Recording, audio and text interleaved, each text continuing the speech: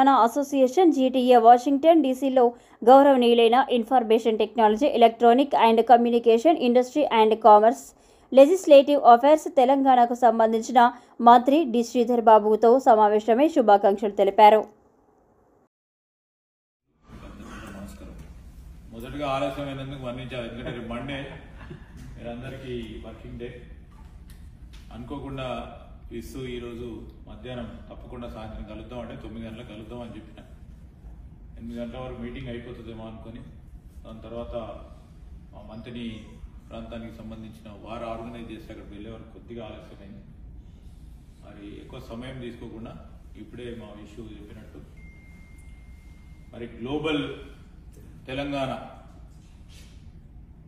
స్థాపించి మా విశ్వేశ్వర రెడ్డి అనేక దేశాలు తిరిగి, ఒకటి కాదు రెండు కాదు, ఒక డేటా బ్యాంక్ తయారు చేసి ప్రవాస తెలుగు ప్రత్యేకంగా తెలంగాణ ప్రాంత ప్రజలకు సంక్షేమం అభివృద్ధి ఏ విధంగా చేయాలనే ఒక ఆలోచనతోనే, ఒక మంచి ఆలోచనతోని తన సమయాన్ని పూర్తి స్థాయిలో వెచ్చించి పెద్ద ఎత్తున డేటా ఉంది ఈయన దగ్గర. ప్రభుత్వం దగ్గర కూడా లేదంత డేటా. ఆ డేటాని సేకరించాలని ఆలోచనతోనే పొద్దున్నే మేము ఫ్లైట్ దిగగానే మా విశ్వేశ్వరరెడ్డితో మాట్లాడుతూ, రేపు మన ముఖ్యమంత్రి రేవంత్ రెడ్డి గారు కానీ గల్ఫ్ ప్రాంతాలకు సంబంధించిన ఎన్ఆర్ఎస్తోని సంప్రదింపులు జరిగినప్పుడు సంక్షేమము అభివృద్ధి విషయంలో ఒక సంక్షేమ బోర్డు ఏర్పాటు చేయాలని ఆలోచన చేస్తాం. సో చాలా మందికి ఇక్కడ ఉన్న ఎన్ఆర్ఎస్కి అయితే ఎక్కువ అది దోహదపడదు, కానీ గల్ఫ్లో ఉంటున్న అనేక మంది మిత్రులకు అది పెద్ద ఎత్తున వారికి సహకారం అందించే కార్యక్రమం చేయాలనే యోచనతో ప్రభుత్వం తరఫు నుంచి నేను విసుని కోరిన మొత్తం ఉన్న డేటాను మీకున్న అభిప్రాయాలను తెలియజేయమని కోరిన. ఎందుకంటే కేరళలో నార్కా అని ఒక బోర్డు ఏర్పాటు చేయడం జరిగింది మరి 20 సంవత్సరాల క్రితం. అక్కడ వారి సంక్షేమానికి సంబంధించి ఒక ఉదాహరణగా నిలబడి ప్రవాస కేరళైట్స్కి సంబంధించిన వారు అనేక సంక్షేమ పథకాలు ఉన్నాయి. దాంట్లో కేవలం ప్రభుత్వ పరంగా కాదు, participation by NRI is also there. Every month they contribute 100 rupees, 1000 rupees, 5000 rupees, 10,000 rupees depending upon their capability. So మళ్ళా తిరిగి 60 సంవత్సరాల తర్వాత మళ్ళా వారి గ్రామాలకు వచ్చినప్పుడు రిటైర్మెంట్ అవుతారు కనుక వారి పెన్షన్ ఇంకా ఇతర పథకాలు కూడా వారికి అందే విధంగా ఒక సంక్షేమ బోర్డుని ఏర్పాటు చేయడం, దానికంటే మెరుగైన రీతిలో మీరున్న ప్రాంతంలో ఉంటున్న అనేక సమస్యల విషయంలో కానీ సంక్షేమ విధంగా చేయాలని నేను మా మిత్రుడు మీ అందరి తరఫున విశ్వేశ్వర రెడ్డి గారు వస్తారు, మాకు సలహా బోర్డు ఏర్పాటు చేయడానికి సలహా సూచనలు కూడా తీసుకుంటామని మనం చేస్తాం. రెండవది ఏంటంటే మీరందరూ కూడా ఈరోజు రాష్ట్ర ప్రగతిలో భాగస్వాములు కావాలని కోరుతా ఉన్నాం. ఈ సందర్భంలో మీ వంతు not only in cash, either in kind or in expertise or in experience, in some way or the other, please repay back to your society, motherland, to your village. వాళ్ళందరూ కూడా ఉన్నాయి ఇక్కడ మా ప్రాంతాన్ని నుంచి కూడా.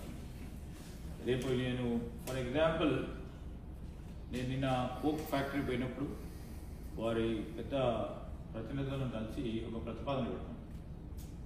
రిమోట్ ప్రాంతాల్లో కూడా అభివృద్ధి చేయాలని పెద్దపల్లి జిల్లాలో ఒక కోక్ ఫ్యాక్టరీ ఏర్పాటు చేయాలంటే వారు వెంటనే ఆమోదం తెలిపారు. అతి త్వరలో కూడా మరి పెద్దపల్లి జిల్లాలోనే ఒక కోక్ దాదాపు 700 కోట్ల నుంచి 1000 కోట్ల రూపాయలతో అక్కడ కోక్ మ్యానుఫ్యాక్చరింగ్ ప్లాంట్ ఏర్పాటు చేయబోతాం. ఎందుకంటే అక్కడ ఉపాధి పెరుగుతుంది, ఒక ఈకో సిస్టమ్ పెరుగుతుంది, ఆ పారిశ్రామిక ప్రాంతం కావాలనే యోచనతో అక్కడ చాలా మంది ఈరోజు డిగ్రీ చదువుకొని ఇంజనీరింగ్ చదువుకునే వాళ్ళు అంటే కింద మీదకి వాడి హైదరాబాద్కి వస్తారు, కింద మీద వాడి కొద్దిగా మీలాగా ఎక్కువ స్థాయిలో చదువుకుంటే ఇక్కడికి వస్తారు.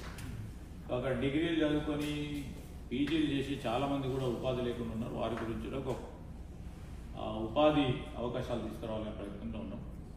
మేము ఇప్పుడు కురుట్ల ప్రాంతంలో ఉదాహరణ చెప్తా ఉన్నా, కరీంనగర్ ప్రాంతం అంతా అక్కడ మెట్పల్లి ప్రాంతానికి సంబంధించి నిజాం షుగర్ ఫ్యాక్టరీ తిరిగి ప్రారంభోత్సవం చేయాలని ప్రభుత్వం ఆ రోజు మాట ఇచ్చింది. దాని క్రమంలో ముందుకు పోతా ఉన్నాం. 1 సంవత్సర కాలంలో అది తిరిగి నిజాం షుగర్ ఫ్యాక్టరీని పునఃప్రారంభోత్సవం చేస్తాం.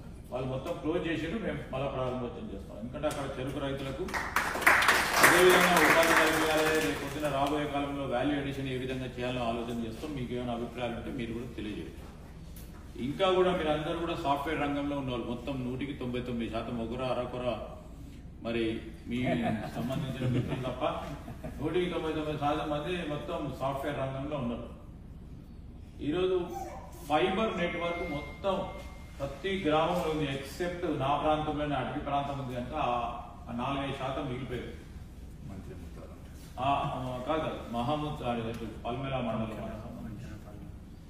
సో లాస్ట్ మైల్ కనెక్టివిటీ కూడా ఫైబర్ కనెక్టివిటీ ఉంది కనుక నేను ప్రతి మీటింగ్ లో కూడా ఇప్పుడు కూడా జరిగిన పెద్ద పారిశ్రామికలతో జరిగిన వరకు కూడా చెప్పినాను.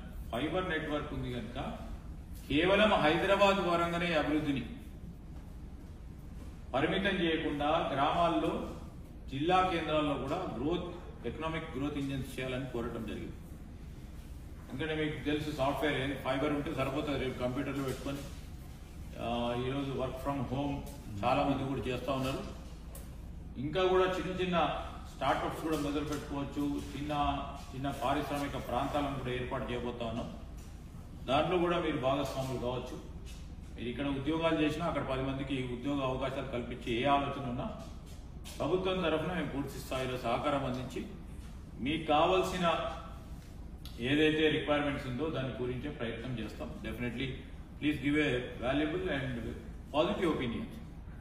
మేము ఆ విధంగా ముందుకు పోవడానికి మేము ప్రయత్నం చేస్తా ఉన్నాం. నేను ఐటీ ప్లస్ ఇండస్ట్రీకి సంబంధించిన మంత్రిగా, మరి ముఖ్యమంత్రి గారు ఈరోజు మూసీ నది కానీ రివర్ ఫ్రంట్ చేయాలని ఆలోచన చేస్తూ ఉన్నారు. Tier 2, Tier 3 సిటీస్లో ఐటీ పెద్ద ఎత్తున విస్తరణ చేయాలని చూస్తూ ఉన్నాం.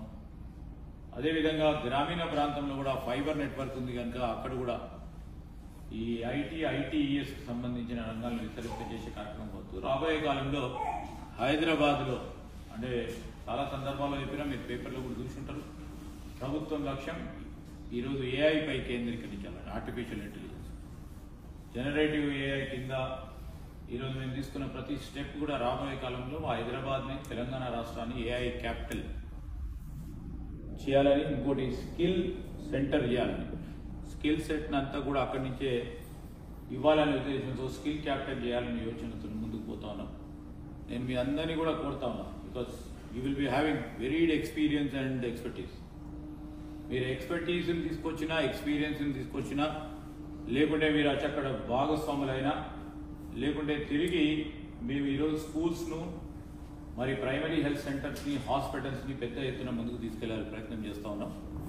దాంట్లో కూడా మీరు భాగస్వాములు కావడానికి మేము ఒక ప్లాట్ఫామ్ క్రియేట్ చేయాలని ఆలోచన చేస్తున్నాం. ఆటాలో కూడా చాలామంది మన వాళ్ళు అందరూ కూడా ఒక ప్లాట్ఫామ్ క్రియేట్ చేసి అకౌంటబిలిటీ తీసుకొచ్చే ఒక ఆలోచన చేయాలని కోరినప్పుడు తప్పకుండా ఒక ప్లాట్ఫామ్ తీసుకొచ్చి మీరు ఇచ్చే ఆలోచన కానీ either cash or kind or your intelligence మీ గ్రామాల్లో ఏ విధమైన పురోగతిలో మీరు భాగస్వాములు కావాలని ఆలోచన చేస్తే దానికి పూర్తిస్థాయిలో సహకారం అందించడానికి ప్రయత్నం చేస్తామని తెలియజేస్తూ మీ అందరికీ మరొకసారి మా ప్రత్యేకంగా మా విస్సుకు హృదయపూర్వకంగా కృతజ్ఞతలు తెలుస్తున్నాను. మీరు అందరిని కలుసుకునే భాగ్యం దొరికింది.